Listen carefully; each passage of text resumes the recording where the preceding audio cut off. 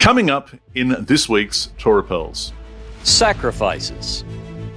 Anywhere, somewhere special, or not at all? I'm confused. Is Shechem ever mentioned in conjunction with Ebal and or Gerizim? Ebal and Gerizim. Are they in the Arava in the Jordan Valley, or are they 30 miles to the west of that place? Deuteronomy chapter 11. What's missing and what has replaced it? Yom Teruah and Yom Kippur. Where are they in Deuteronomy's list of festivals? Which dietary list came first, Leviticus chapter 11 or Deuteronomy chapter 14? All right, Jono, this is a big one. We better jump in now. Let's go.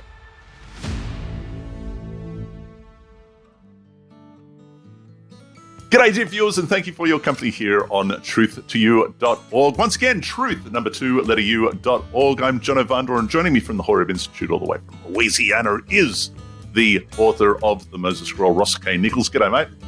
What's going on, my friend? How are you, Jono? Got to tell you, it is a glorious day. We've had some great weather here. That's perfect. It is perfect. It's just beautiful, beautiful day. I'm going to get out into it as soon as we are finished with this. But right now, Ross, we are in Torah Pearls, Season 3. Yep. Once again, for those who are just tuning in, we're doing this. This is the third time round, Torah Pearls, and but this time round we're doing it from through the lens of the documentary hypothesis, through the lens of the Moses Scroll. If you don't have this is the primary textbook, one of the primary textbooks. Got to get it. Another one, of course, is the Torah tablets, Deuteronomy. You're just in time because we're just started. Get hold of that. It's a Bible you can write in. Okay, that's right. And it has, of course, the sources according to Richard Elliott Freeman, and a few other features in there. So that's what we're doing. And at the moment, we are in Re'eh, and that kicks off, Ross, from chapter 11 of Deuteronomy, verse 26 and on. Perhaps we can get Ezra, because we do have our AI critical scholar with us. Ezra, maybe you can kick us off with an academic overview. Shabbat Shalom, listeners. Welcome back to Torah Pearls, where we dust off the ancient scrolls and dive deep into the text with clarity, curiosity, and maybe a chuckle or two. Today, we're tackling a rich and pivotal section, Deuteronomy 11:26 through 16:17. This stretch is often wrapped under the heading Re'eh, see, and that imperative sets the tone. What we've got here is a sharp rhetorical turn from Moses. He lays out a binary framework, blessing or curse, obedience or defiance. But it's not just moralizing, it's legal centralization, cultic reform, and social engineering all wrapped in covenantal language. From a documentary standpoint, this section sits squarely in the Deuteronomistic source, most likely compiled during or shortly after Josiah's reforms in the late 7th century BCE. You'll hear echoes of that agenda all over the place, especially the push toward a centralized sanctuary, which undermines local altars and reinforces Jerusalem's theological primacy. We've also got a fascinating matrix of laws here about slaughter, festivals, tithing, false prophets, and the release of debts. But underneath all these statutes is a very deliberate reshaping of Israel's social and religious imagination. This isn't just law, it's nation building. So buckle up, because this is where covenant gets concrete, and theology hits the ground in terms of economy, worship, and community ethics. Let's dive in. Buckle up, Jono. Buckle up. I like that. Hey, and that's right. There's a lot of stuff in this Torah portion. There's a lot of stuff. There is a lot of stuff, and it is Josianic reform, as Ezra points out. That's fair. In fact, it extends from chapter 12 to chapter 26. We're going to be talking about that, but we're not in chapter 12 just yet, and what we're about to read is a little bit of Moses Scroll, actually, here and there. The way that it begins, Ross, is, as Ezra pointed out, Re'eh, see. And it's see this day, Ross. This day. Hold on 1 second. Let's see. Let's see. What page does it start on? It starts on page 78 in the Torah tablet. I'm sorry. Go ahead. I'm ready. There you go. All right. Are the verses the same, by the way? As 11:26. Yeah. 11:26. That's where we are. See, this day I set before you blessing and curse. This day, Ross? This day? Yeah, this day. Is that when it happens? Does it? Right now. Does it? Okay. Well, you're right. It happens in the Moses Scroll. Don't jump ahead yet. In the Moses Scroll, it says, hey, see this day, this is what's going to happen. And then that is actually what happens. But here, this is what we like to refer to as interrupting Moses. There is an interruption here, and there's a whole Josianic reform, a body of law, most of which we haven't seen in the Torah up to this point, that is sown in, interrupting what is supposed to happen this day, and instead we get up. We launch into something entirely different. But we'll get there. We'll get there, Ross. Okay. We'll get there. But let me ask you, so technically, if in the Bible that we have now, you think it would be more appropriate if it said something like, "This week I set before you"? Or something like, "See, pretty soon." Soon enough. After this body of law that I'm about to give you, then we'll get around to doing the blessings and the curses. Gotcha. But I'm just letting you know we're going to get there eventually. Maybe if Moses had said something like that, if this is the original, then hey. But I'll tell you what I find interesting about this, Ross. What's that? Is that it says Moses says, "See, this day I," right? I'm going to present to you the blessings and the curses. And it is interesting, and I've wondered about this, because the way that the blessings and the curses are presented in the Moses scroll is a very different way. Now, just to remind everybody, in case they're not familiar, we've spoken about this many times, but the blessings and the curses, there are 10 blessings, 10 curses. They correspond to the 10 words. Very, very clear. It's seamless in the Moses scroll. But the 10 words in the Moses scroll are presented in a very interesting way. It sets it apart from the rest of the body of the text, including the blessings and the curses. So the question becomes, are the blessings and the curses something that God directed from Horeb? It certainly seems like it wasn't written in stone, wasn't inscribed in stone as the 10 words were. Or is this something that Moses has developed himself and has presented to the people? Have you ever thought about that? I have thought about it slightly differently. Number one, I think one of the first things that we absolutely should champion, and that is that the 10 words are the covenant, just the 10 words, not with the corresponding blessings and curses. So that's an excellent point. I need to refresh my memory. I don't remember in the Moses scroll exactly how it presents it. I know it's that this is what you're going to do. It's a ceremony that's going to take place over there. But it's never communicated, is it? I'm trying to think, as coming from God in the Moses scroll. In the Moses scroll, that's right. Interesting. And I don't know that it is. And I'm not saying that it doesn't. I'm not saying it doesn't. I'm just saying that it's the way it's presented. You have the 10 words. They're unique. They stand alone. And we have a corresponding blessing and curse. That's right.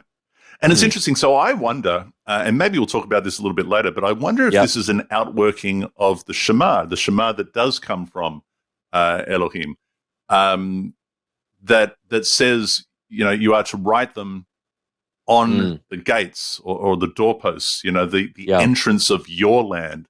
And here, Ebal and Gerizim, I'm going to argue, is the entrance of Israel's land that they are to occupy, that they're to possess, that they're to go into. And as such, there is a declaration of these 10 words and an acknowledgement, an ownership, if you like, of this is what will happen if we don't keep to our commitment to the conditions of the covenant, of the contract. This is what will happen if we do. And it seems like it's sort of an outworking of the Shema. Let me jump in and say this. The other day I posted, just hit me one morning. Basically, I heard Don Dershowitz talking about the blessed man, like he would say, the third blessed man, the fourth blessed man. And what he's doing there is, these blessings will begin. Blessed is the man who, and then it gives, a corresponding to the 10 words. So the first blessed man is this, the second blessed man all the way through. So I took a little bit of liberty. I didn't add to or take away, but I took that list and I made a chart and I said, blessed is the man. And then I went down from 1 through 10, actually 11, because the last one is, blessed is the one who causes to stand all of this law, right? Right. So anyway, but I posted that on social media and on my Patreon page, and got a lot of good feedback from it. And I think I might do something with that, because it's to read those consecutively It's really powerful. Like, you and I have talked about the obedience yields the blessing. That's the commitment of the document itself, right? The research that I'm doing at the moment, we're not going to talk about that now. But when we finish the this season of Torah Pearls, that's the next thing that we're going to be talking about. Yeah. But in that particular research, that document that you're referring to that you made has been a wonderful tool that I go back and refer to constantly, doing what I'm doing at the moment. It'd be great. Have you got it up on Academia? Have you put it there, or where can people access it? Well, actually, the one I'm talking about, just this blessed is on. I'll post it on Academia maybe, but it's. Let me just pull it up real quick. Can I do that? Do it. Just to go through it quickly. Let's see. I'll scroll back. I'm pretty busy and active on social media, but I do want to pull this up because I think it's pretty cool. And like I said, it gained. Here we go. Here's what I wrote. This morning, while preparing for an interview, I was reading the 10 words with their corresponding blessings and curses as they appear in the Shapira fragments. Have you ever considered the blessed man? Here's what I say. The blessed man loves Elohim as Elohim and worships and serves him alone. The blessed man sanctifies the seventh day and ceases thereon. The blessed man honors his father and mother. The blessed man does not take vengeance nor hold a grudge against his brother's soul. The blessed man does not defile his neighbor's woman. The blessed man does not wrong his neighbor. The blessed man does not swear in Elohim's name to deceive. The blessed man does not deal falsely nor practice deceit with his neighbor. The blessed man does not lift his eyes toward the property of his neighbor. The blessed man loves his neighbor. The blessed man establishes all the words of this teaching to do them. And then I said, yes, the blessed man loves Elohim and loves his neighbor. I think it's a powerful, when you read those in that order, not to separate it from the rest of the document, but just on its own, it really sums up what a person would do if they were tasked to choose, Jono. Choose this day. Choose blessing or choose curse. This is what you want to choose and be. Yeah, quite right. Deuteronomy chapter 11, verse 22 to 30, as I mentioned before, is derived from the Moses Scroll with some variation. Richard Elliott Friedman Ross attributes this to DTR1. That's what people are going to find in their Torah tablets. Baden and seemingly Brettler. And when we talk about Brettler, of course, we've got the Jewish Study Bible here. Oh, yeah. Excellent study notes. Baden and Brettler attribute these verses 29 to 30 to the redactor.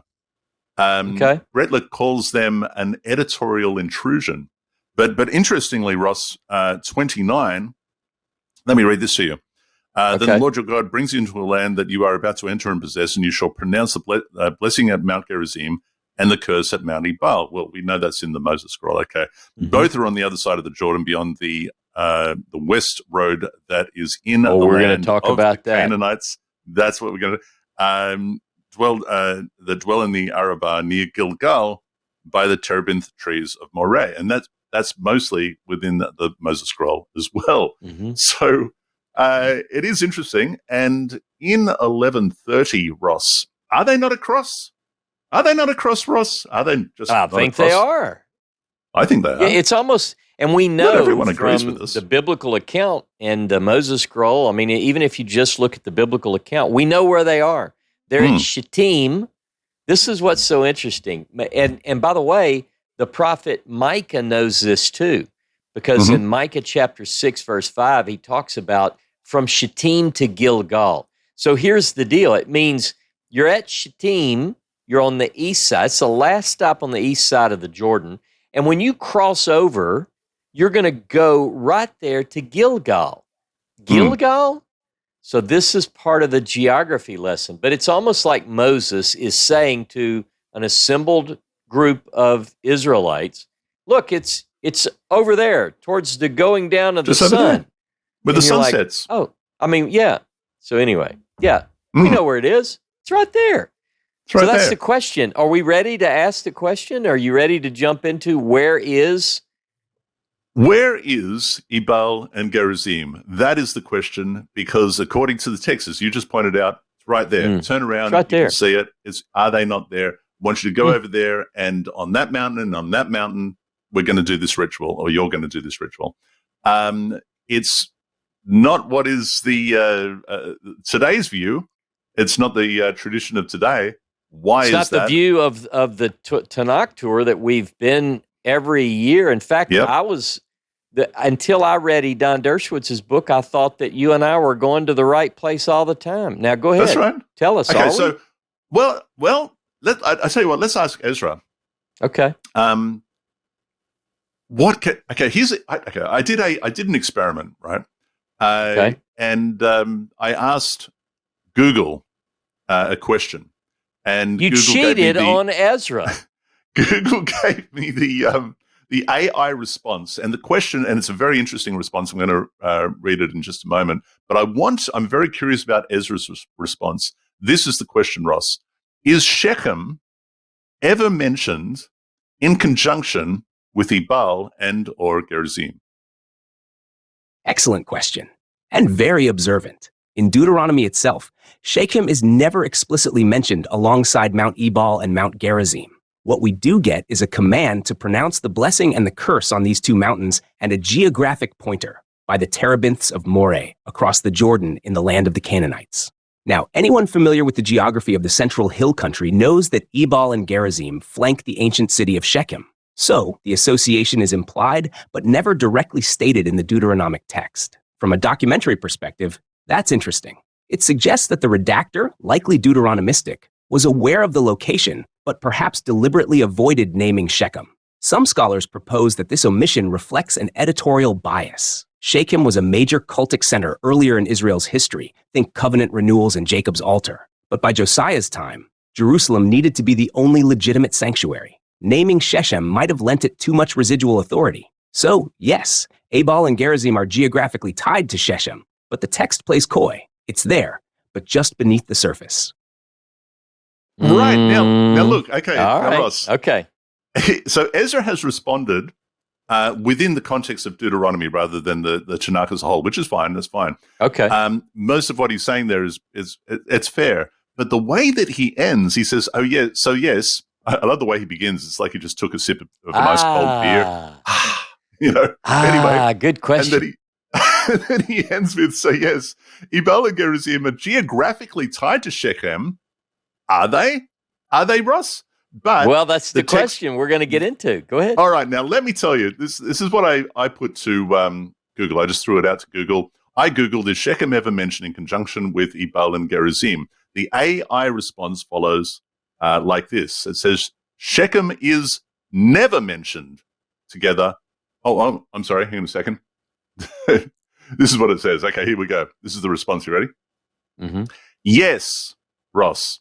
Shechem is explicitly mentioned in conjunction with Mount Ebal and Mount Gerizim. In Joshua 8:33. Have you got a Bible there? You look this up while I read it. 8:33. I almost know this, but I'm going to read this. In Joshua 8:33, the Israelites gathered at Shechem to affirm their covenant with God. This is where it's explicitly mentioned, apparently, according to Google, with half of them standing on Mount Gerizim and the other half on Mount Ebal. The valley between these two mountains is where the city of Shechem is located. Mm-hmm. And then it goes in. Here's some more detailed explanation. It says Joshua 8:33 describes the Israelites, including elders and officials, magistrates, blah, blah, blah, blah, blah. Mount Gerizim and Mount Ebal near Shechem. All right. Okay. Read it. Listen. So you got to listen closely, though. If you want to hear me say Shechem, listen. Okay. Go. All Israel, alien as well as citizen, with their elders and officers and their judges, stood on opposite sides of the ark in front of the Levitical priest who carried the ark of the covenant of the Lord, half of them in front of Mount Gerizim, half of them in front of Mount Ebal, as Moses, the servant of the Lord, had commanded at the first, and that they should bless the people of Israel. You hear me say Shechem in there? I didn't hear you say Shechem.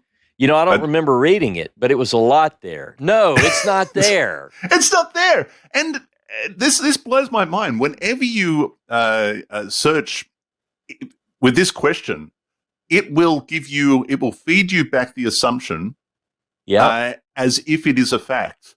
But there is nothing. There is absolutely nothing. Now, I had to dig a little deeper, and eventually what I found is one verse where this does happen. And, because Shechem is never mentioned together with Ebal and Gerizim, or Ebal or Gerizim in the Torah, Ross, let alone Deuteronomy. This seems to be Latin Northern revisionism, but you have to look in the book of Judges. So you've got your Bible there. So Judges chapter 9, verse 7. Judges chapter 9, verse 7. Judges 9, verse 7. And this is a story that we love, Ross, because this is the story of Yotam, and we relate this story every time we go to. We do. I know. I can picture us standing there overlooking the beauty there. Overlooking Nablus, hotbed of terrorism that it is, and where Shechem, and looking at what is traditionally known as Ebal and Gerizim, and we tell this story about Yotam, and he's up there on Mount Gerizim, and he's shouting down to Shechem this kind of parable. It's a fascinating parable. It's a great story. Yeah, and it says, what does it say in Judges 9:7? 9:7. When it was told to Jotam, he went and stood on the top of Mount Gerizim and cried aloud and said to them, "Listen to me, you lords of Shechem, so that God may listen to you." And then he tells the first parable in the Bible, Jono, which, by the way, is against the monarchy, but we'll talk about that next week. Go ahead. All right. Now, I've got a couple of notes on this. Before I go there, I want to backtrack just a little bit, and I want to go to Edan's book, The Valediction of Moses. In there on page 92, for those who have it, he quotes from I don't know, do we call this an early church father or some such patristic writer, Eusebius. Yeah. Oh, Eusebius? Yeah. Eusebius. This is what Eusebius has to say on the matter. He says, "It is said that there are two mountains located near Jericho across from each other in close proximity, Ross, close proximity, one being Gerizim and the other Ebal. But the Samaritans show others that are near Neapolis, which is Nablus, was Shechem." Yep. By the way, a lot of people don't know that Nablus it's a corruption of the word Neapolis. So go ahead. That's right. Good point. They are mistaken, Eusebius continues, because those that are shown stand too far apart from each other, Ross, to the extent that it's not possible to hear from one mountain the calling from another. All right, now this takes me back to this verse, Judges 9:11, and in our Jewish study Bible, there is a note on this particular verse, and that note says, "It would have been impossible." Now, we know this because we've been there, right? We've actually been up on Mount Gerizim looking down, and we know this for a fact. It says, "It would have been impossible for the Shechemites to hear things uttered at the top of Mount Gerizim." This is a literary model of uttering from a high place. Has some notes on that. But it just makes the point of practically this is an impossibility, and we know that to be true. Yeah. By the way, before you get off of this subject, I have a couple of references that say also on this subject. Just don't leave me. I just want to go ahead. Are you ready? Well, I'm just going to say one more thing, and that is that generally this story of Yotam in Judges and Judges in general, I think it's dated by the academics as 7th to 6th century BCE. So that should be taken into consideration as well. Go ahead, Ross. What do you got? A couple of things. One, I've told people, a lot of people who study with me know that I'm a fan of John Marco Allegro, the maverick, as he's called in his daughter's book, The Maverick of the Dead Sea Scrolls. By the way, I like him a little bit less having read this book, but I really? Still like his. Yeah, another story. But I'll tell you, his bold, courageous, imaginative, creative. He would stand up for what he found, even if no one else believed it. Here's what he says. By the way, he's the guy who was first assigned the famous copper scroll. So he writes in a personal letter that his daughter includes in his book, today, quote, today's Mount Gerizim, with its twin peak Ebal, dominates the plain near Nablus in Samaria, about 30 miles north of Jerusalem. It seemed unlikely that anyone from the Jerusalem temple would take one item of temple treasure so far away from the rest, and especially into the despised Samaria. However, this is his daughter's writing, however, John argued that Jewish tradition from the 2nd century AD, based on a reference in Deuteronomy 11, 29, and 30, identifies Gerizim and Ebal with two fortified mounds built near the village of Cypros near Jericho. These mounds were part of a string of defenses erected by Herod, and it goes on.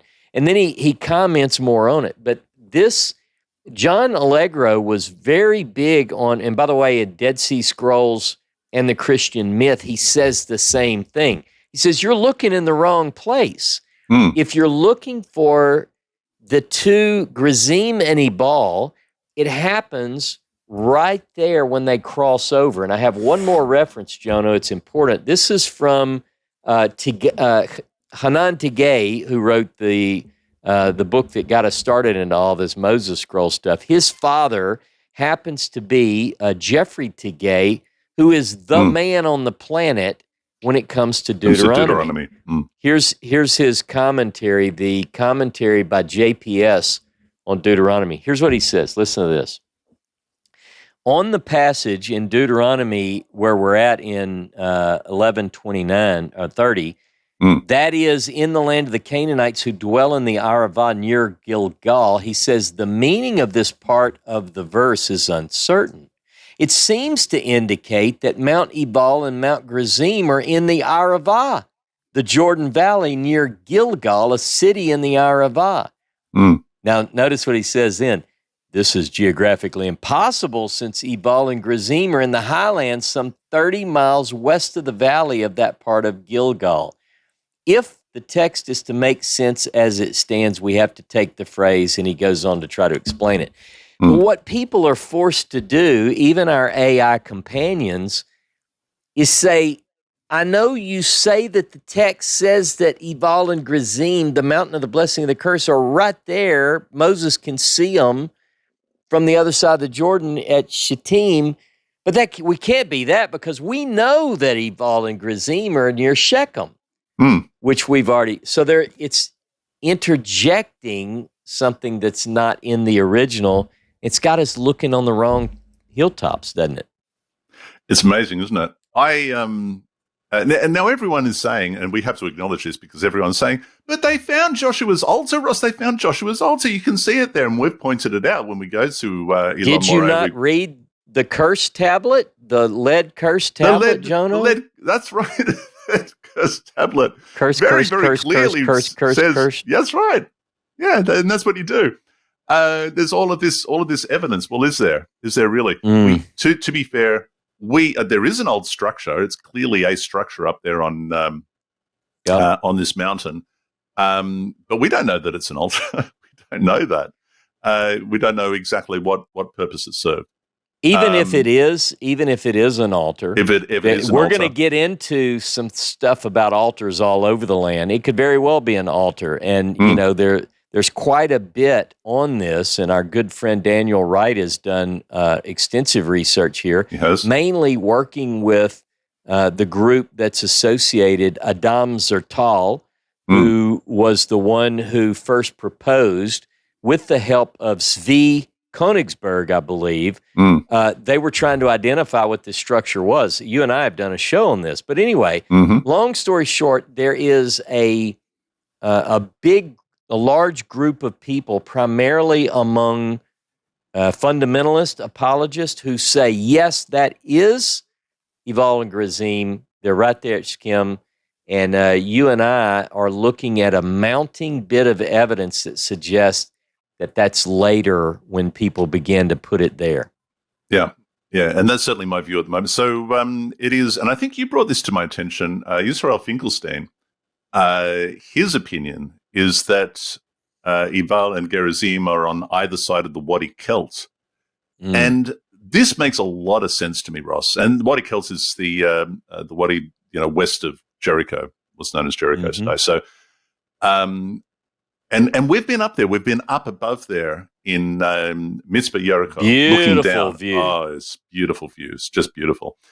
But there is a well-traveled track that from Jericho all the way up to the Red Ascent, right, towards Jerusalem. So this was a main thoroughfare into the land. This was, because when you're there, and particularly when you're standing, on Mount Nebo in Jordan, you're looking, you can see the wall that is the hills of Judea. Like, it just rises up, and you can see that it's not an easy ascent in most places. There are only certain areas that became main thoroughfares by which you would ascend.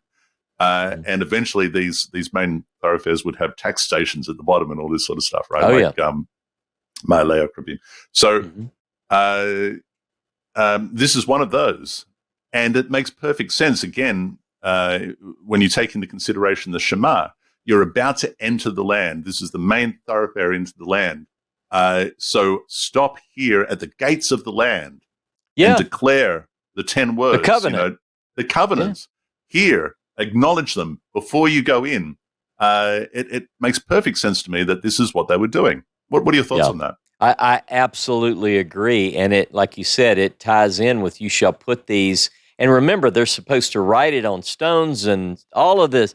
It's the covenant. It's not Genesis 1:1 through Deuteronomy 34:12 they're supposed to write. And this covenant, this is what they're going to go over. They're going to actually verbally re-covenant, if you will, when they go into the land, understand the blessings, and choose this day as they walk in. And now by the way, Ross, you just mentioned that. So I love that, because I was thinking about this. We're getting into chapter 27. We can't get too deep into it because we're going to do it when we get there, right? Because we are about to be interrupted. But in the book of Joshua, it says, we went over there and we wrote, we made these big stones, covered them in plaster, and wrote on these stones the covenant. And to your point, the 10 words, right? And again, I it's not in the Moses scroll, but I love to think that they did that. I really love to think that they did that, because again, it's another outworking of the Shema, is it not? Write it out at the entrance of the land, the conditions by which you must abide, the contract. I love that. Well, we would love to talk more about this, and by all rights we should be. And if we were in the Moses scroll, this is exactly what we would do, but we're not, and we are interrupted, and we find ourselves. Excuse me, Jono, I hate to interrupt you, but I must. In chapter 12, go ahead. We're going to have to really talk about this, and we're going to have to try not to interrupt each other. But here's the thing. Moses is interrupted. He's telling them, when you cross into the land, you're going to have and then you have this other voice say, and then jumps right in with chapter 12, and here's some laws, and let me talk to you. Not for one chapter, Jono, not for two chapters, but 15 consecutive chapters from chapter 12, 13, 14, 15, all the way until 27. You're going to get just more than.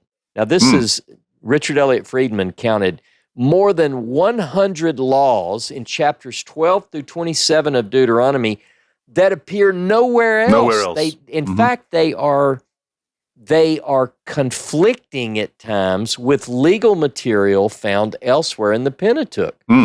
So what is going on here? We're going to get into some of these conflicting laws even tonight. But it is the question. The question is, what is going on here? And I'm going to suggest that we've spoken about this as well in the past, that this is strategic, this is on purpose, because not only do we have a massive insertion here, to your point, but we also have the omitting of material that we're going to discuss once again when we get to chapter 27.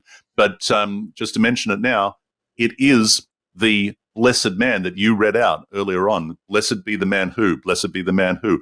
That section has been taken out, because you cannot have the people know that they are blessed by divine governance, by adhering to the 10 words. You can't have that.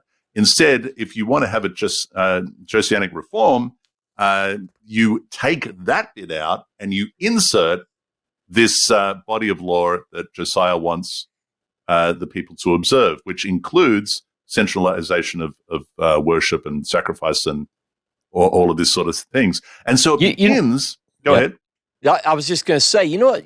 When you were saying that you can't have people believe that God's law brings blessing, one side of my brain said that is so unfathomable. But then let me ask you this. Do you know that there is a religion primarily based on the writings, some might argue the misunderstanding of the writings of Paul, but the popular belief among Christians who would call themselves people of the book is that you cannot, in fact, if you try, you're going to be under a curse. So the adherence to the covenant has put everybody under a curse. This is what a lot of people believe. Yep. What you actually just said is that this goes way before Paul, that this could actually have driven another religion. Oh, absolutely. I hear what you're saying. So let me tell you something. This is a fascinating thing. Christianity is actually the extension of the sacrificial cult. Christianity is the extension of the sacrificial cult. Christianity is the extension of not the 10 Commandments. You can't do that to be blessed, but actually here's a body of law, and then Christianity will say, oh, and by the way, it's all typology, it's all shadows and types and so on and so forth. It's all pointing towards the ultimate sacrifice. It all points towards the ultimate sacrifice. See, without the sacrificial system, you don't have the theology of the sacrifice of Jesus. But Christianity absolutely depends on it for its theology, and it carries this forward in remarkable ways. So, and that's not to say that there is certainly, and again, we're going to be talking about this once we finish Torah Pearls, but there are saving graces, if you like, or highly beneficial things that Christianity did preserve that I think are worth highlighting. But so this is the reason why in chapter 12, verse 1, Ross, it begins this way. These are the laws and the rules. These are the ones that you must carefully observe in the land that the Lord your God of your fathers is giving you to possess as long as you live on the earth. These are those. Now, it's interesting because we've seen this introduction in a number of places in the Torah where it kicks off saying, and these are those, but it many times that this is mentioned, it comes to naught. But here we actually get a massive body of law. Yeah. Let me jump and say one thing. If you look in the Torah tablet on page 78, those that have it, according to Richard Elliott Friedman and most scholars today, I'm interested in what Baden and some of these other guys say, they take the body of law from chapter 12 through 26 almost universally. Almost. You say almost because nothing is 100%.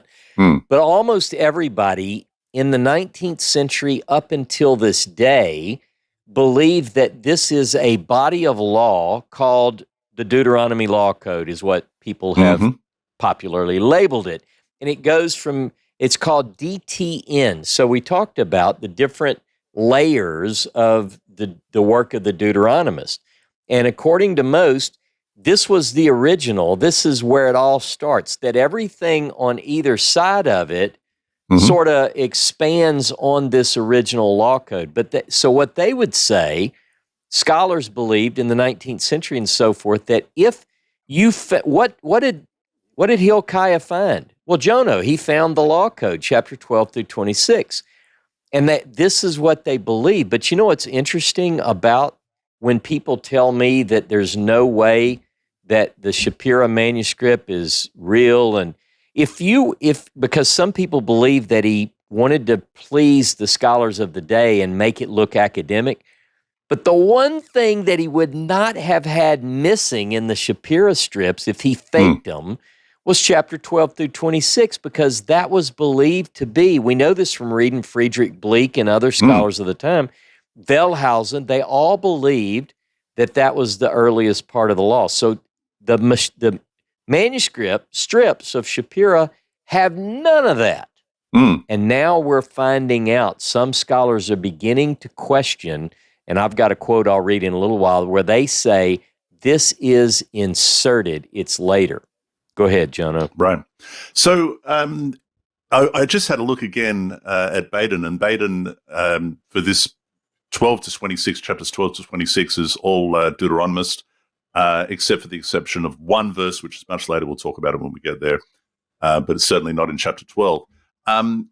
Everyone generally seems to agree to your point, and yet there are some interesting factors, even in chapter 12 and chapter 13. But here in verse 12, chapter 12 rather, one thing that I read regarding the Hebrew and the way that it appears is that from verse 1 to 12, it's referring to y'all, you all. Like you in what? Deuteronomy 12? In Deuteronomy 12, verses 1 to 12. Okay. Whereas in verses 13 to 31, all of a sudden it's you singular predominantly. And what the scholars say is that suggests that it's sort of a teamwork effort. There are various scribes that are contributing with one aim, and that is to present this law, but it's not grammatically it's not consistent. It's not grammatically consistent. Yeah. Yeah. And just to make sure I don't leave this out because I'll forget. Here is this is also in Edon's book on page 47. There is a general agreement, writes Moshe Weinfeld. He's one of the premier scholars of Deuteronomy in 1991, that Deuteronomy 444 through 2868, it's believed that these chapters constituted the original book, which was later supplemented by adding additional material. And then he goes into various academic views of which part was the original book of Deuteronomy. One more thing, in this footnote it says, here is John D. Levinson wrote a book called Who Inserted the Book of the Torah from Harvard Theological Review 68. He wrote it in 1975, and he lists 3 or 4 other passages. So there is a growing body of literature put forward by academics that say, you know what? This group of text in the middle, the heart of Deuteronomy that people have thought was the most ancient, we think it's later. It's a priestly insertion. So I just wanted to throw that in as we ease our way into this idea and we start talking about these altars and you have to do your sacrifices in a certain place and all that. Now, coming back to the 10 words, Ross, as they appear in the Moses scroll, it begins in the first commandment saying, Elohim says, I am Elohim, I liberated you from the land of Egypt. I am Elohim who liberated you from the land of Egypt. Everywhere in the Tanakh we have, I brought you out.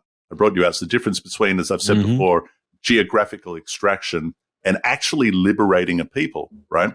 Well, here in chapter 12, verse 8, this is why they're no longer liberated, Ross. You have to make it plain to them. You can't just do, you shall not act at all as we now act here. Every man as he pleases, doing right what is in his own, every man doing right, doing what is right in his own eyes.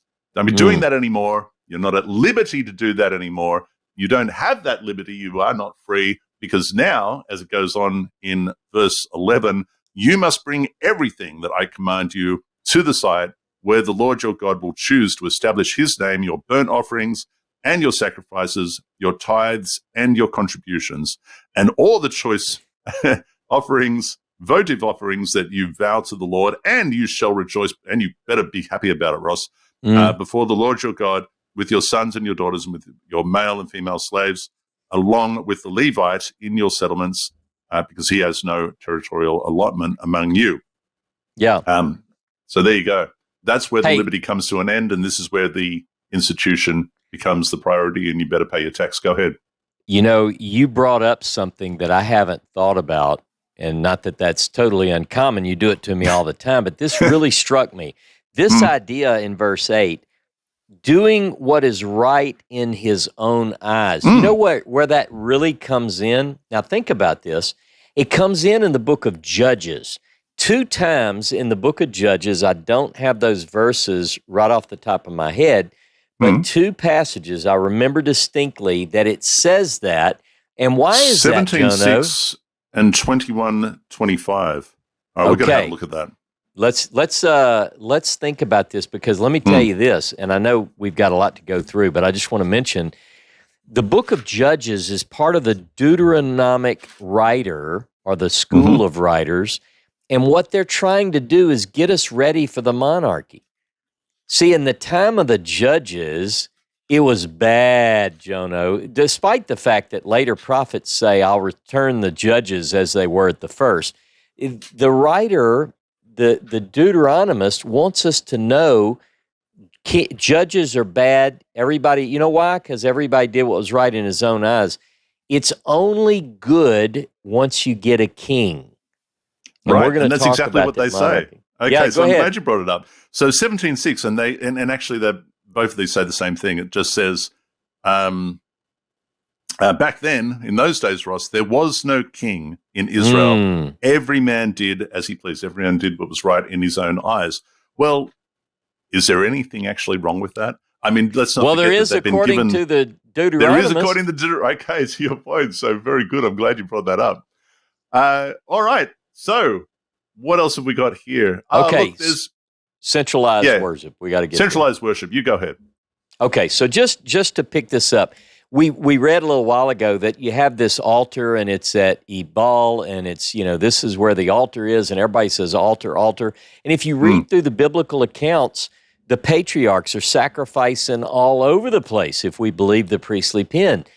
You get to the time of Elijah, for instance. He's got this big sacrifice that's going on the top of this mountain. It's nowhere near Jerusalem, right? But now all of a sudden, we're supposed to believe, according to the Deuteronomist, that according to chapter 12, and we'll get into 17 later, that there's a new thing. That's not supposed to be presented as it's new, but it's called the place Hashem, or Yod-Heh-Vav-Heh, will choose, or the place where he puts his name. This is only found in Deuteronomy, Jono. It's contrasted with, for instance, like Ezekiel chapter 21 in the Hebrew, or verse 24 in the English, where it says, wherever you sacrifice, that's where God's name is. But here, it says, no, you got that backwards, boys. You have to put it where God, this is clearly, and all the scholars have pointed this out, this clearly is a reference to Jerusalem at a time when this was the rule. In Josianic reform. It's not like that any other time. And that's how they date it, this material, to the time of Josiah. Right. I mean, we don't have to go through all the verses, but it's big. It's all through it. While we're in there, Ross, I have a question. Okay, chapter 12, verse 15, I do believe. Okay. And I think this is mentioned in a couple of, this is in, 15. Yeah. And I think also 22. Okay, so it says, listen, it says... Wait, let's ask Ezra. Go ahead and do it, but let's let Ezra weigh in on this one. Keep going. Yeah, well, it says, but whenever you desire, you may slaughter and eat meat in your settlements according to the blessing that the Lord your God has granted you. The unclean and the clean alike may partake of it. Now, as of the gazelle and the deer, what is the context here? Because this is mentioned a number of times. I think it's also 12:22.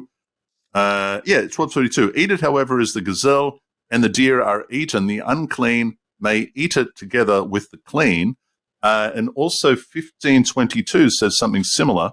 The unclean and the clean, Ross, are we talking about unclean and clean food, or are we talking about unclean and clean people? What are we talking about? We would think that it can't be the allowance to eat unclean food, because we're about to hit a whole section on what is clean versus what is unclean. Let's throw this to Ezra and just see if Ezra can comment on that question, as well as just briefly, Ezra, tell us a little bit about the centralized worship and how it really weighs in Deuteronomy. Deuteronomy 12 is really the theological linchpin of Josiah's entire centralizing agenda. The command is unambiguous. Worship is to take place only at the place which Yahweh shall choose, which of course retroactively gets interpreted as Jerusalem. No more local shrines, no more backyard altars. Those bemat are out. Now contrast that with earlier layers in the Pentateuch, especially in Exodus and Judges era narratives, where patriarchs, prophets, and common folk offer sacrifices at various high places without condemnation. Even the priestly source in Leviticus presumes multiple legitimate sacrificial sites prior to the tabernacle's establishment. So Deuteronomy represents a pretty sharp ideological pivot. Scholars point to this chapter as strong internal evidence that Deuteronomy was either composed or heavily edited during the reign of Josiah, late 7th century BCE. The book of the law found in the temple during Josiah's reign, per 2 Kings 22, sounds suspiciously like Deuteronomy. The centralized worship requirement aligns perfectly with his religious reforms, which sought to eliminate provincial cults and consolidate power in Jerusalem. Now, to Jono's question, Deuteronomy 12, 15, 12, 22, and 15, 22 talk about eating meat as the gazelle and the hart is eaten. Both clean and unclean may eat of it. That throws people off. But it's not referring to kosher versus non-kosher animals. It's about ritual status of the person eating. In other words, even someone who is in a temporarily impure state, say due to contact with a corpse, can eat this non-sacrificial meat. That's different from sacrificial meat, which is restricted to ritually clean individuals and a sacred space. Here, the meat is secular, and therefore not subject to cultic restrictions. So Deuteronomy is creating a distinction not just in where you worship, but what kind of meat you're eating, and who's allowed to partake. It's laying out a theology where daily life is being regulated without temple access, which makes perfect sense in a context where worship is now centralized miles away in Jerusalem. This isn't just about law. This is about shifting people's whole rhythm of life toward a national, unified cult. And that's what makes Deuteronomy a political manifesto as much as a religious one. All right, so if I understand what Ezra's saying, Ross, and maybe you can help me with this, so I think Ezra said it's not referring to kosher versus non-kosher animals, but rather it's about the ritual status of the person eating. So the clean and the unclean is the individual. Okay, so I wonder how much of that is apologetics, and because what I'm reading here, I've just found a note actually in the Jewish Study Bible, and it talks about this, and it says, let me see, and it's whenever it mentions this, by the way, it then continues and says, just make sure that you pour the blood out on the ground. You can eat the clean and the unclean. Just make sure that you pour out the blood on the ground is what follows it. And so it makes a note of that, and it says, ritually pure and impure alike, the clean and the unclean may now eat meat slaughtered under the new regulations. So I guess, it's saying the same thing. It's saying the same thing. Okay, it's saying the same thing. So rather than saying, and I guess it's saying you can also have the gazelle, which is not something that you would ordinarily bring to the altar, but is a clean animal. Okay, so I guess that's what it's saying. It's curious, though, isn't it? The way that it presents it. And I like the way Ezra, at least Ezra's view, and I think the view of those who hold similar views is that this is saying, now that you can't sacrifice in your backyard, in Jackson, Louisiana, or St. Francisville, or whatever, you have to go to Jerusalem. It's saying, okay, so we're gonna lower the standards or lessen the restrictions on, if you're unclean or if you're clean, because you're in your own place. You're not in the precinct of the holy. That's the way I understand it. Okay, so that's kind of fair. All right, I'm not going to argue with that. Okay. And I'm quite in favor of these verses where it says, when the Lord enlarges your territory as he has promised you, and you say, I shall eat some meat, for you have the urge to eat meat, and you may eat meat whenever you wish. Whenever you wish, Ross. If the place where the Lord your God where the Lord your God has chosen to establish his name is too far from you, you may slaughter any of the cattle or the sheep that the Lord gives you, as I've instructed you, and you may eat to your heart's content. I'll tell you what, a quote about the barbecue. It sounds like a whole bunch of priestly, much later stuff that to me. But anyway, we're going to get into a little bit of dietary stuff right up next, right? You That ready is to where jump? Well, we have to touch we've got a the chapter false between prophet. here and there. Yeah, we got to do that, because in chapter 13. Now, actually, before we even get to chapter 13, I'm just going to point out that the chapter 12, verse 25 and 28 appropriates the blessing. So what it does there, it says, let me see here, 25, you must not partake of it in order that it may go well with you, Ross, in order that it may go well with you and with your descendants to come, for you will be doing what is right in the sight of the Lord. That's a little bit of phraseology that comes from the consequences of the blessings, if you like, and it's appropriating that and putting it here. Observe these things that we've just read out, and therefore you're going to be. And it says something similar in verse 28. Be careful to heed all of these commandments that I have enjoined upon you today. Thus it will go well with you and with your descendants after you forever, for you will be doing what is right and good in the sight of the Lord your God. Then we get to chapter 13. 13's a little bit different. Takes a turn. What happens in 13, Ross? In 13, there's this, all of a sudden, there's this warning, if you will, and some legal material about false prophets, dreamers, prophets who entice to other gods, even families or whole cities must be rejected or killed. But the reason that it's so odd, and we don't have to spend tons of time on it, is prior to this, we get very limited, we hear very little about prophet. Genesis chapter 20 and verse 7, out of nowhere, Abraham is called a Navi. Then you get it in Exodus chapter 7, you get one verse. Numbers chapter 12, there's a little bit of this. And then all of a sudden, Deuteronomy 13, it tells us some rules about a false prophet, but we haven't even been given the rule about the real prophet. So about actual prophets, yeah. So it's interesting. And another, to my previous point, the way that this kicks off, chapter 13, verse 1, again, appropriates from the Shema and applies it to this Josianic reform. And it says, be careful to observe only that which I enjoin upon you today, neither add to it, Ross, nor take away from it. Sounds familiar. This is what that applies to. This is what it applies to. Okay, so if there appears among you a prophet, a dreamer of dreams, and so on and so forth.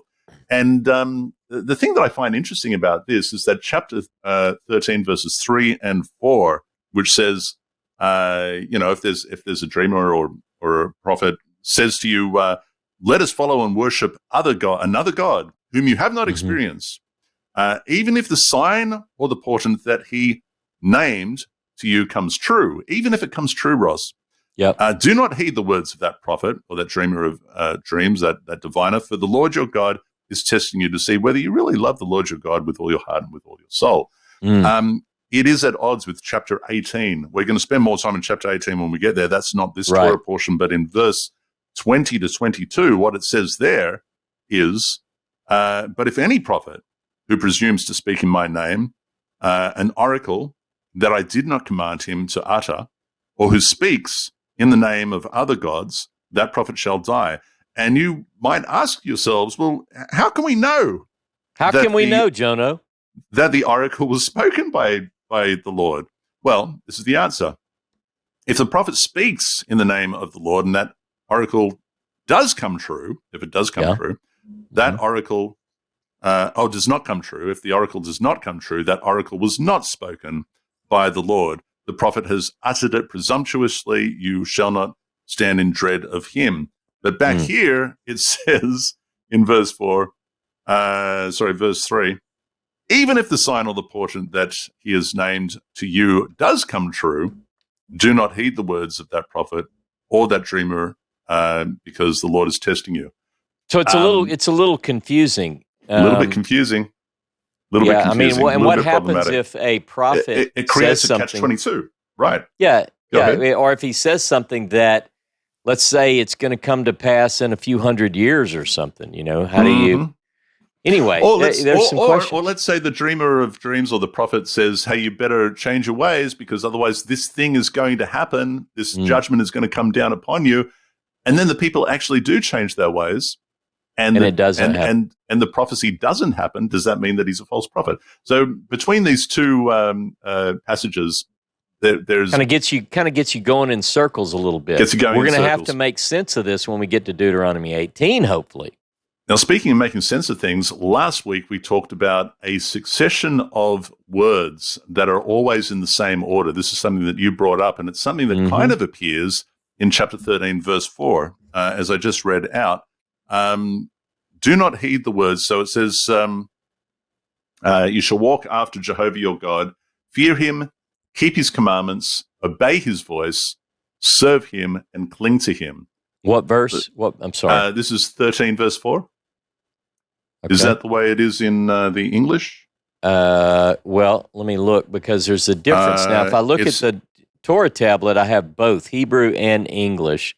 It's verse 5 in the Hebrew. Okay. And 4 in the... Okay. Mm-hmm. So in 5... So what do you notice about the order of these phrases here, Ross? If I look at this, and this is something I had not noticed in all my checking, it says, and his commandments ye, plural, shall guard, and in his voice you shall hearken. So you have guard or keep before listen. And what we talked about last week was that example after example after example in Deuteronomy, but mostly outside the law code, and even in the Moses scroll, the order is listen, learn, guard, and keep. So you would expect, if this were something written by Moses, if you will, it would be in that order. But this order, you would expect it to have listen and then guard, but here it has guard and then listen. Let me just say, there's one other passage that comes to mind, and that's in Exodus 24:7, which I don't believe is, it's third person. It doesn't feel like it's in line with the hand of Moses. But in there it says, we will do and we will listen. See, it's got the order backwards. And everybody uses that to say, they were so obedient that they agreed to do it before they even heard the conditions. Well, that's how you get in trouble, right? And that's what happened. Well, the interesting thing about this is that in the Dead Sea Scrolls 1Q4 Deuteronomy, it phrases this entirely differently. It has the order switched around, and what it says is, you shall walk after Jehovah your God, serve him, obey his voice, cling to him, fear him, and keep or guard his commandments. Oh, wow. Very so then good find. We have it in the right order there.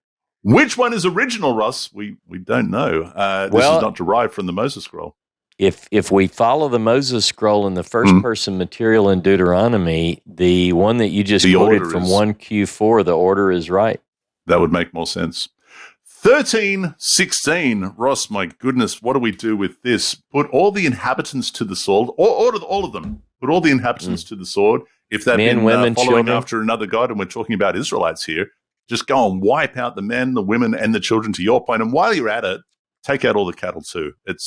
Why not? Go ahead. This is, and we're to understand that this is divinely imposed. Which I think you must not agree with the way you said that. 13:16. Okay. 13:16. Put all the inhabitants of the town to the sword. Edge of the sword. And the cattle. Yeah. Doom everything to destruction. That'll teach them. That'll teach those cattle, those idolatrous cattle. Tell you what. What else we got here? Dietary laws, man. We are rolling. This is a big one. We're going long, but that's okay. We have to talk about the dietary laws. Can I ask Ezra to, we have Leviticus 11, we have Deuteronomy 14. I want to know if Ezra can point out, do these go hand in hand? Are there any obvious differences between the two? They're both presented as being divinely imparted dietary lists. Can we do that? Do that, but also can we also ask Ezra, which does, I'm wondering which came first. Which came first, Leviticus chapter 11 or Deuteronomy chapter 14? Ah, yes, the great biblical meat diet comparison. Leviticus 11 and Deuteronomy 14 are often read as parallels, but if you look closely, They're not just copies. They reflect different contexts and possibly different stages of Israelite religion. Both chapters list clean and unclean animals, but Deuteronomy 14 includes a couple of subtle differences. For example, it clarifies that you shall not eat anything that dies of itself, but you may give it to the sojourner or sell it to a foreigner. That allowance is not in Leviticus 11, which treats carcasses as a source of ritual impurity without offering a commercial workaround. That tells us something.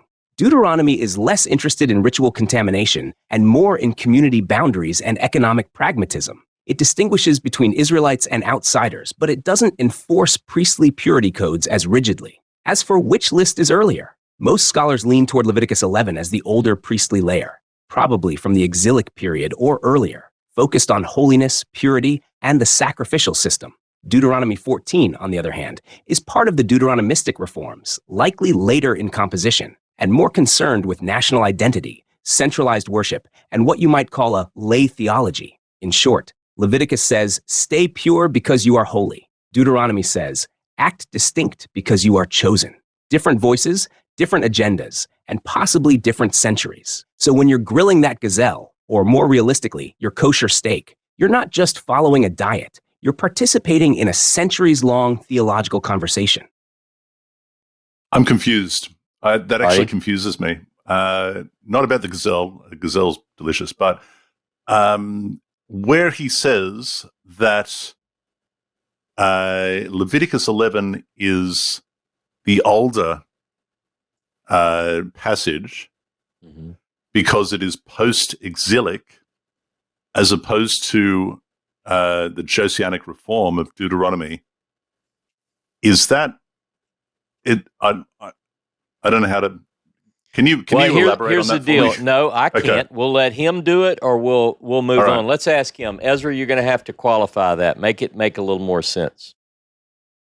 Great catch, and thank you for pressing in on that. You're absolutely right to question the timeline there. Let me put it more plainly. Leviticus 11 is often later than Deuteronomy 14, not earlier. I misspoke in the phrasing. Here's the clearer picture. Deuteronomy 14 likely reflects an earlier stage associated with the reforms of King Josiah in the 7th century BCE. This is the Deuteronomistic school at work, focused on centralized worship in Jerusalem and accessible laws for the general population. It's practical, it draws lines between Israelites and outsiders, and it's not too worried about the ritual impurity rules that are so central to Leviticus. Leviticus 11, on the other hand, is part of what scholars call the priestly source. So, after the fall of Jerusalem in 586 BCE, during or after the Babylonian exile, this priestly material is highly focused on ritual purity, holiness, and maintaining priestly authority. The tone is more formal, more temple-centered, and more preoccupied with systemic impurity, like what happens when you touch a dead animal. So to correct and simplify, Deuteronomy 14 likely came first during the 7th century BCE. Leviticus 11 came later, probably in the 6th or 5th century BCE, and reflects a priestly worldview that had developed in exile or immediately afterward. And when it comes to carcasses, Deuteronomy says, don't eat it, but feel free to give or sell it to a non-Israelite. Leviticus just says, you touch that, you're unclean. Full stop. Different eras, different priorities. There you go. Yep. See, this is why you have to check, though. You can't just trust. You got to pay attention. That's right. And this brings to, and we're not going to talk about AI here, but I tell you what, you got to keep an eye on. Just don't accept the first answer, people. We've already given 2 examples of that in this. That's right. Episode of Torah Pearls. Mm-hmm. But interesting. Right. So it seems like perhaps Deuteronomy came first, and that the priestly writer later developed upon that and made it even more stringent and obsessive compulsive, if you like, almost to the point. So that is chapter 14. I think we have done that. Is there anything else that you want to highlight in chapter 14? No, Ross? I think that's pretty clear. That's good. Mm-hmm. All right, so here we go. Chapter 15. What do you make of it? Chapter 15. Well, there's a couple of different ways you can look at this. We have the idea that if everybody would just do this, there wouldn't be any poor. And then there's this other idea that says there'll always be poor with you. I mean, there's some of the stuff makes you feel like utopian and this is kind of good, but then the other side might not. What do you think? I mean, it's the whole chapter really is idealistic. It imagines a world that it wants to be like this, and it seems sort of socialist to me. To be frank, I think if Karl Marx had written this, I could understand it. It seems almost communist in what did you some call aspects. it? Kibbutzi? Kibbutzi. It's kind of kibbutzi, which is fine. Now, in a smaller setting, these sort of setups will work. That's fine. But nationally, it's just impractical. But clearly, Josiah, as a younger lad, looks at this and imagine all the people, Ross. He wants to write this the John Lennon song, and this seems to be reflected in chapter 15. What are your thoughts? Well, I tell you, there is, even though it's idealistic, and I get that, I would agree to some degree, but there is this tension that the rabbis pick up on, and people have used this to teach this great lesson, because you get the two sides of the coin. If you do this and you're not greedy and you don't clench your fist tight and you help the needy, then there won't be any poor. But then the other side of that is there's always going to be some poor. Now the question becomes, is that because people are going to be greedy and they're not going to open their hand to those in need, and or what's going on here? But I think that it does present the age-old problem: is we should help, but how much do you help, and do you do that to your own detriment? And it's all kind of stuff. It's way above my head. I don't know, above my pay grade. Well, there's always going to be needy, to your point, and you cannot open your hand wide. We know it when we walk down the street, or when we walk, down a city street. We know we can't open our hand wide to homeless Jimmy on drugs over here, because he'll just quite happily take everything from you, and it's not going to help him, and it's certainly not going to help you. This is impractical. It is ideological, and but again, as a younger king, Josiah, I can understand that he imagines a world that wouldn't it be great if it would just work like this. He wants to clean the streets of the homeless, is what you're saying. Is what he wants to do. Now, there's a couple of interesting things, though, about chapter 15. Verse 15, it says, "Bear in mind that you were slaves in the land of Egypt, and that the Lord your God redeemed you. Therefore, I enjoin this commandment upon you today." We also have that in chapter 16, verse 12. It says something similar, where it says, "Bear in mind that you were slaves in Egypt, and take care to obey these laws." We've heard this before. Where have we heard it? Where have we heard it? Come on, Ross, come on. It's chapter 5, Deuteronomy chapter 5, in the Shabbat commandment. What we have in the Moses scroll and what we have in Exodus is make sure you observe Shabbat, because I created in 6 days and I ceased on the seventh day. But we don't get that as the reason for Shabbat in Deuteronomy. In Deuteronomy, it says, hey, make sure you observe Shabbat, and also let your Eved, your slaves, observe Shabbat as well, and your animals, because you know what it was like to be a slave in Egypt. So just bear that in mind, right? So here we have that twice, and we'll probably encounter that a number of times. But clearly, it is something, again, in an idealistic mind, a young Josiah feels that it's important, so much so that he changed the caveat of the Shabbat commandment in Deuteronomy. So. Or so it would appear, but that's evidence from where it comes from. By the way, this idea of the seventh year and the year of release and manumission of slaves, and we get some of that in the days of Jeremiah. We're not really sure exactly. I think this is not quite during the time of Josiah. However, there is a very harsh criticism by Jeremiah of people who were going to kind of go through with this idea, go through with this law to free, but then they did the tragedy of all tragedies. They took them back. They said, no, we're not going to let you go. But it at least puts Jeremiah, who overlaps with the time of Josiah, in this law. And so, again, at least some would associate that and say, well, of course it does, because this is when this law came to be. Interesting, anyway, something to consider. Now, we've talked about this before, Deuteronomy chapter 15, from verse 16, if Jimmy says, you know what, I don't want to go free because I really love this life here. Look, and it may not be as ridiculous as it sounds. I mean, the reason why someone would sell themselves into servitude is because they've fallen on hard times. It's kind of like maybe if they've just declared bankruptcy, it's all over.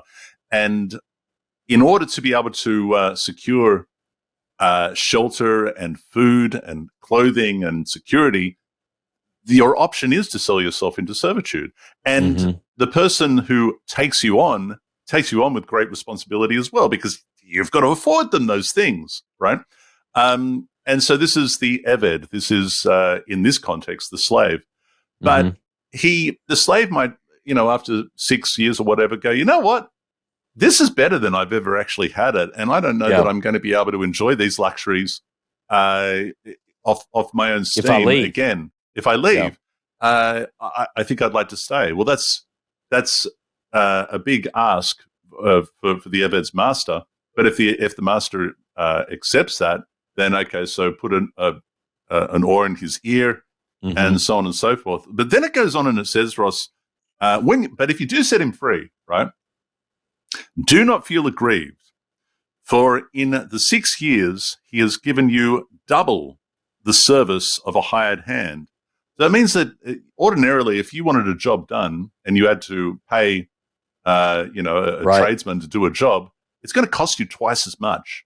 It's going to cost you twice as much, which kind of indicates the sort of the bargain that you get from someone who is down and out on their luck as long as you supply them these things. Yeah. It's voluntarily entered into, and as I've often mentioned before, it's a better system than welfare. But it goes on to say in verse 18, moreover, so it says when you do set him free, and it goes on to say, send him out with some stuff. Give him some stuff. Give him an ox or something like that. The idea is to, if he is going to go free, is to get him back on his feet. So help that he can help him out, give him something to, sort of teach him to fish instead of just giving him a fish. Give him some tools by which he can stay on his feet. I think that's great. I like it. Yep. And chapter 16. Now we're in chapter 16, and we've got just a new list of festival, I guess, requirements and even festivals. Look, there are a couple of problems that really jump off. If you compare, say, Leviticus 23 with Deuteronomy 16, there's some things missing, right? Do you see anywhere in here, what's missing off this list?